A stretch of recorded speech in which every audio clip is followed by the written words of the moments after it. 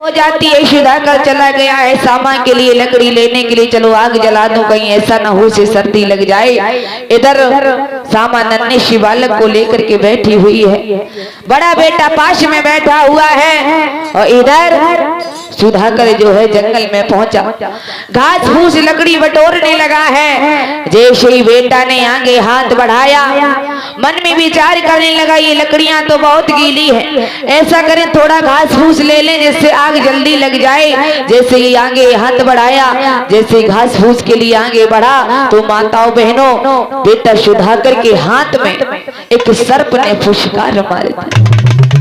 जैसे ही सर्प ने हाथ में फुसकार मार दी तो आज वो बेटा सुधाकर जो है हाय मां कह करके वहीं जमीन पर गिर गया, तड़पने लगा, मुंह से मांग मांग की आवाज आने लगी। देख लीजिए माताओं बहनों, अरे भैया ये क्या हो गया, ये क्या हो गया कि मेरे एक सर्प ने डस लिया। कौन देखेगा, कौन देखेगा आज। इधर बेटा चिल्लाने लगा। जैसे ही सर्प ने अंगुली में डसा तो बेटा सुधाकर की मृत्यु हो गई। वहीं पर कुल्हाड़ी पड़ी रही, वही लकड़ियां पड़ी रही।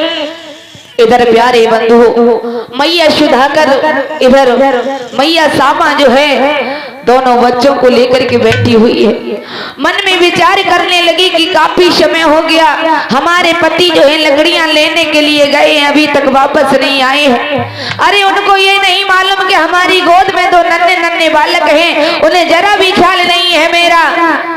आज पति की राह देखते देखते जब काफी समय हो गया तो आज मैया सामा ने देर नहीं की, बड़े बेटे की उंगली पकड़ी, छोटे को नन्ही सी बालक को गोद में लिया। माताओं बहनों, एक दिन का बालक मांस का लोथड़ा होता है कि नहीं होता है।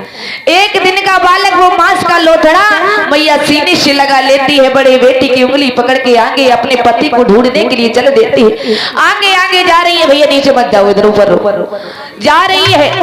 जैसे मैया की आगे दृष्टि पड़ी तो क्या देखा है कि सुधाकर जो है जमीन पर पड़े हुए हैं। आज मैया सामा मन में विचार करने लगी, हमें ऐसा लगता है लकड़ी काटने के चक्कर में ये जमीन पर सो गई, चलो ऐसा करें इन्हें जगा लें।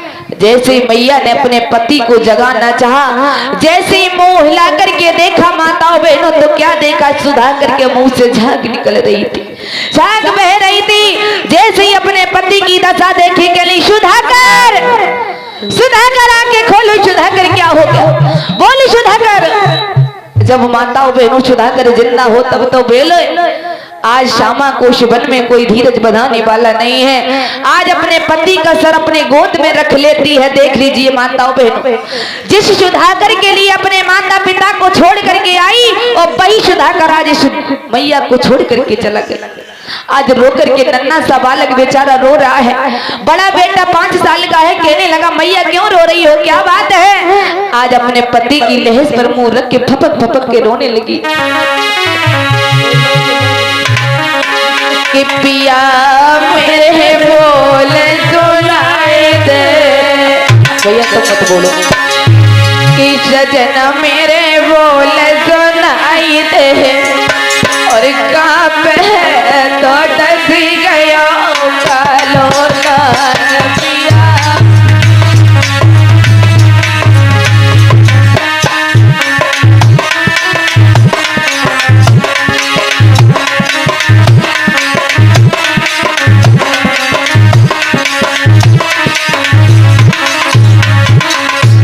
देख लीजिए प्यारे बंधुओं माताओं बहनों, जो हमारी माताएं बहनें अपने बगैर माता पिता के पूछे बगैर गलत कदम उठाती हैं, उनके साथ में क्या होता है देख लीजिए। पिया मेरे बोल सुनाए दे, सजना मेरे बोल सुनाए दे, कहाँ पे तो डस गयो कालो नाग।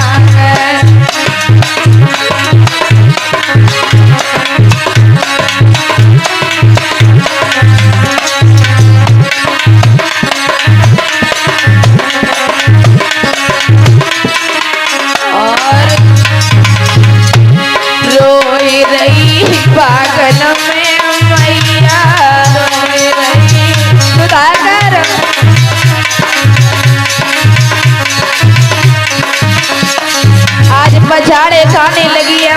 बेटी सुधाकर की लेस से बोल दो सुधाकर, अरे मैंने तुम्हारे लिए अपने माता पिता को ठुकरा दिया, इस दुनिया को छोड़ दिया, समाज को नहीं देखा तुम्हारे प्रति, आप मुझे छोड़ करके कहाँ जा रही हो सुधाकर? रोई रही बागन में मैया, रोई रही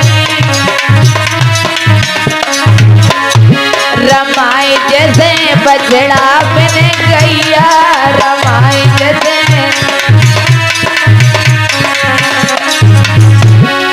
अरे कि हमको धीर बनाई दे सुधाकर, अरे कि हमको धीर बनाई दे, तो दस गयो कालो नाग।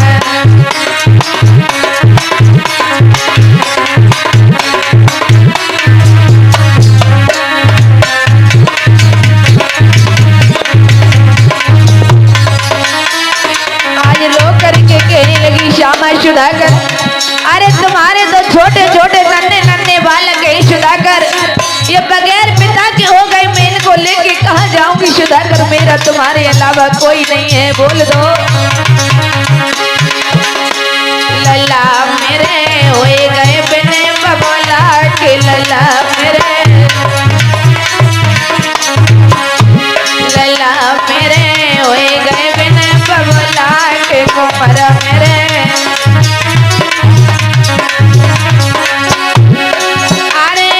मुख से बोल सुनाई दे, कहाँ पे तो दस गयो कालो नाग।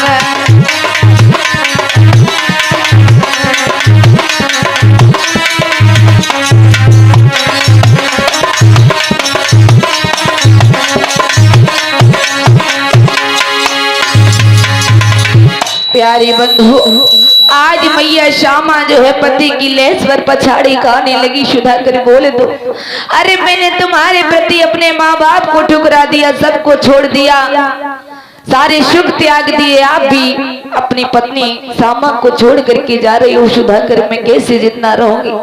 रोते रोते माताओं बहनों काफी समय हो गया। मैया श्यामा विचार करने लगी कि रोने धोने से कुछ नहीं होगा।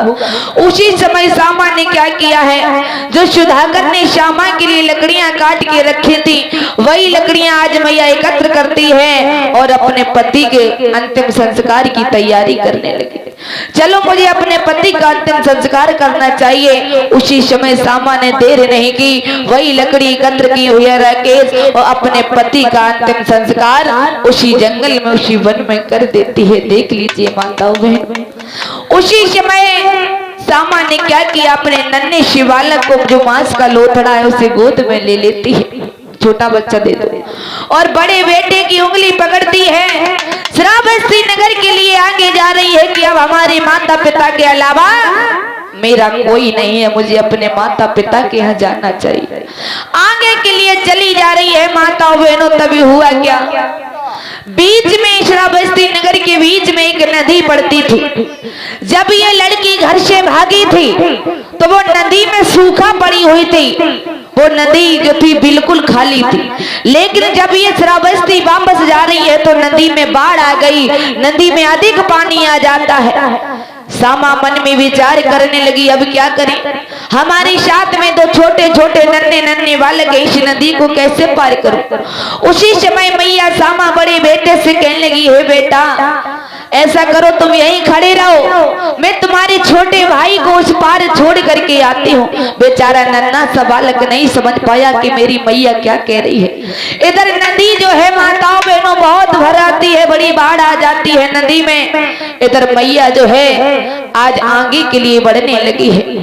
जैसे ही बीच नदी में घुसी उसी समय उस पार पहुंची तो छोटे बेटे को माताओं बहनों उस पार लिटा देती है।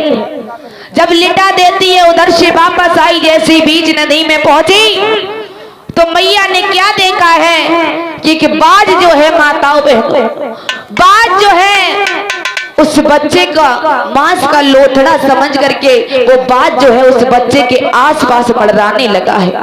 मैया सोचने लगी कहीं ऐसा ना हो ये बाज हमारे बच्चे को उठा ना ले जाए, हमारे बच्चे को खा ना ले, क्योंकि हमारा बेटा जो है अभी नन्हा सा 1 दिन का बालक है, वो तो एक मांस का लोथड़ा है। आज मैया ताली बजाने लगी है, बाज को उड़ाने लगी है। जब बाज को उड़ाने लगी तो बड़ा बेटा सोचने लगा कि मेरी मैया जो है हाथ का इशारा दे करके मुझे बुला रही है मुझे अपने पास। उसी समय प्यारे बंधु उस नन्हे से बालक ने देर नहीं की, जो 5 साल का था, वो बालक जो है आज नदी में छलांग लगा देता है। जैसे ही बच्चे ने नदी में छलांग लगाई, माताओं बहनों, उस बच्चे की मृत्यु हो गई। गिरते ही खन उस बच्चे की मृत्यु हो गई। आज मैया खोपड़ी को पकड़ के आज नदी में बैठ गई, और जैसे ही मैया ने देखा उधर वो बाज जो था, माताओं बहनों, उस बच्चे को मांस का लोथड़ा समझकर उठा ले गया। देख लीजिए, पति की मृत्यु हो गई, पति को सर्प ने डस लिया, बड़े बेटे ने नदी में कूदकर अपनी जान दे दी, और छोटे बच्चे को वो बाज उठा ले गया। देख लीजिए माताओं बहनों, यही लड़की माता बहनें आप लोग हंस रही हैं। अगर आपका बच्चा खत्म हो जाए, क्या आप इस प्रकार से हंसते हैं? अगर आपका बच्चा बीमार हो जाए तो दिन भर खाना नहीं खाएंगे, और इधर मैया सामा के 2 बालक खत्म हो गए तो आपको हंसी आ रही है। एक माँ की ममता बड़ी अनमोल होती है। आज दोनों बच्चों का देहांत हो गया। बड़ा बेटा नदी में कूदकर खत्म हो गया, और छोटे बेटे को बाज ले गया। आज मैया खोपड़ी को पकड़ के बीच नदी में बैठी, अब कहाँ जाऊं, क्या करूं, मेरी कुछ समझ में नहीं आ रहा। आज आगे बढ़ी है मैया, आगे बढ़ती चली जा रही है। जैसे ही आगे बढ़ी तो रास्ते में एक गृहपत आ रहे हैं। जैसे ही गृहपत को आते हुए देखा, मैया पहचान जाती, हमें लगता है ये मेरे ग्राम की गृहपत है। अरे मैं इनसे पूछूंगी। उसी समय वो मैया पास में पहुंचती है, कहने लगी, ये बाबा।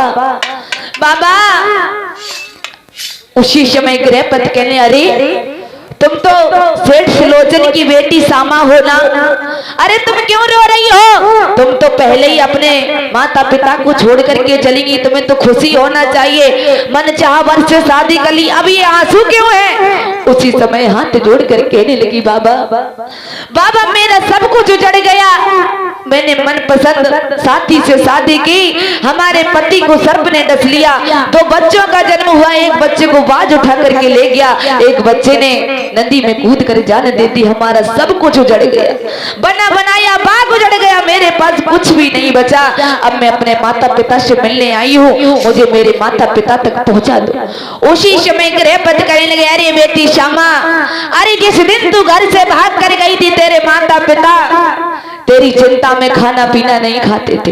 एक समय ऐसा आया कि बहुत बड़ा तूफान, विशाल तूफान आ गया श्रावस्ती नगर में, और तेरे महलों में एक बहुत बड़ा जो बरगद का पेड़ खड़ा था, वो बरगद का पेड़ जो है महलों पर गिर जाता है, और वो बरगद के पेड़ से गिरने से तेरे माता पिता की मृत्यु हो गई। माताओं बहनों, इतने शब्द सुने आज सामा पछाड़ खा के जमीन पर गिर गई। कहने लगी, ये क्या कह रही हो, क्या कह रही हो? ये देख लीजिए माताओं बहनों, पति भी खत्म हो गया, 2 बालक ने जन्म लिया, बालक भी खत्म हो गए, माता पिता भी खत्म हो गए। उसी समय आज सामा ने क्या किया, अरे कपड़ा फाड़ने लगी मेरे भैया, सुन ले हो ध्यान लगाई। भैया आवाज बढ़ाओ इसकी।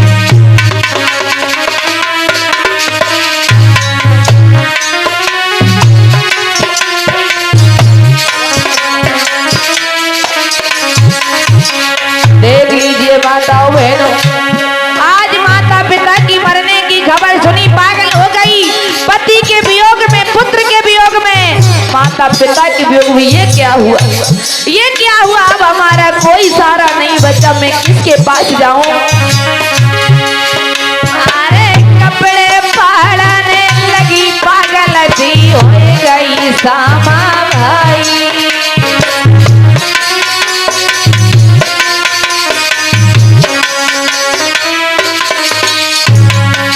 और इसी बीच में हमारे भैया परम सत्य रामदास बिजली वाले जो दिव्यापुर से चल करके आए हैं 200 रुपए धन दान देकर के सम्मानित करते हैं। शादवाद कल्याण जमंगल हो।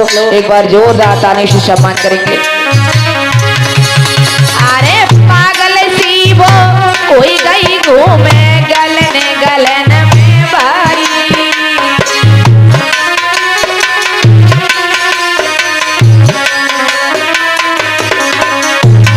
मेरे भैया आज वो बेटी श्यामा पागल हो जाती है, सिर के केश नोचने लगी, अपने वस्त्र फाड़ने लगी अंग से। अरे भैया लोग उसे पागल समझकर ईंट पत्थर कीचड़ से मारने लगे। अरे मारो, ये तो पागल है, मारो इसे।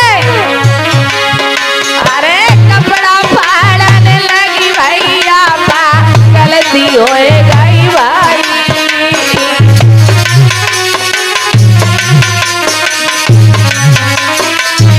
भैया इधर आ जाओ सोनू भैया। महाराज के केश बन बिखेर लाए और ईंट पत्थर बन सिर पर अपने बन मार लाए। के भैया पागल बिटिया हुई गई वो ऐसा मेरे भाई। सभी बच्चे बैठ जाएं। के भैया पागल सी आज हुई गई बिटिया समाज भाई।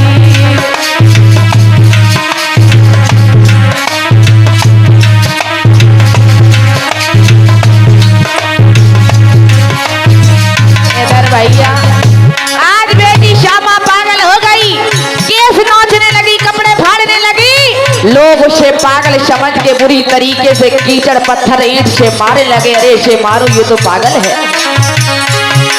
अरे बिटिया श्यामा भाई की भैया, बिटिया श्यामा भाई, भैया पागल सी आज हो गई बोलो बिटिया श्यामा भाई।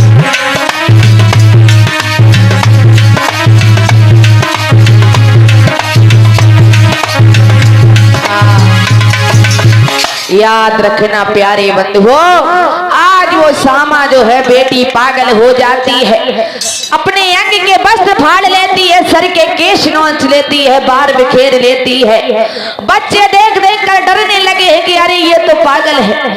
लोग उसे पागल समझ करके ईंट पत्थर कीचड़ से मारने लगे। ये तो पागल है, इसे मारो। आज प्यारे बंधु कीचड़ खाने लगी, उल्टा सीधा गोबर कूड़ा खाने लगी, इतनी पागल हो गई उसे दिखाई नहीं देता है कि हम ये क्या कर रहे हैं। मेरे भैया पागल सी हो गई, नग्न हो जाती है, वस्त्र फाड़ लेती, आगे के लिए चली जा रही है। और इधर विश्व गुरु भगवान लोक शास्त्र तथागत गौतम बुद्ध जेत वन में ठहरे हुए अपने भिक्षुओं को लेकर के।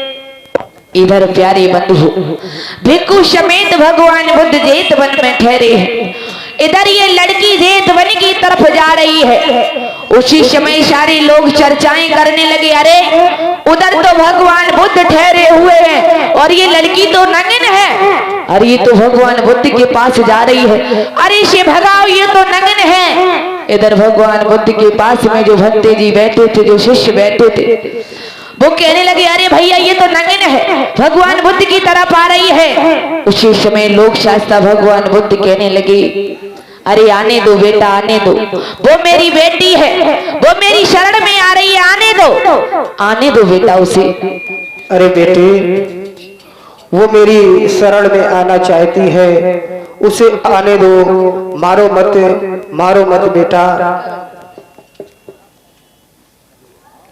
मेरे भैया आज बेचारी श्यामा जो है आज जा रही है भगवान बुद्ध की तरफ जेत वन के लिए, रोते बिलखते चली जा रही है। सर पर केश नहीं है, सारे केश बिखेर लिए हैं, तन पर वस्त्र नहीं है, सारे वस्त्र फाड़ लिए और भगवान बुद्ध की शरण में पहुंची। जाते जाते पछाड़ खा के गिर पड़ी भगवान बुद्ध के चरणों में। जैसे ही चरणों में गिरी तो भगवान बुद्ध ने क्या किया, आज अपने अंग से चीवर उतारते हैं, अंग से चीवर उतारते हैं और बेटी श्यामा का बदन अंग ढक देते हैं, ढकने लगे हैं। उसी समय श्यामा हाथ जोड़कर कहने लगी, भगवान मुझे माफ कर दो, मैं बहुत विपत्ति की मारी हूँ, बड़ी दुख की सताई हुई हूँ, मुझे अपनी शरण में ले लीजिए। उसी समय जो और भिक्षु संग बैठे हुआ तक कहने लगी भगवान ये तो नंगे है, अरे इसे लज्जा नहीं आती आपके पास ऐसे ही आ गई बगैर कपड़ों के। उसी समय भगवान बुद्ध कहने लगे देखो बेटा वो हमारी बेटी है और तो हमारी शरण में आई है तो हम उसे अपनी शरण में जरूर लूंगा उसे अपनी शरण में। उसी समय प्यारे बंधु भगवान बुद्ध ने देर नहीं की, विश्व गुरु भगवान लोक शास्त्र सुंदर चरपट यानी चीवर डाल देते हैं। इसका बचपन से नाम था, बचपन का नाम था सामा। जब इसके ऊपर पट दान कर दिया, जब पट डाल दिया तो इसका वहीं से नाम पड़ गया माताओं बहनों पटाचारा, वहीं से इसका नाम पटाचारा पड़ गया। तो आज भगवान बुद्ध जो है उस बेटी को आज पंचशील बताते हैं। भैया माइक दे दो। और इसी बीच में ये हमारे भैया परम संदेह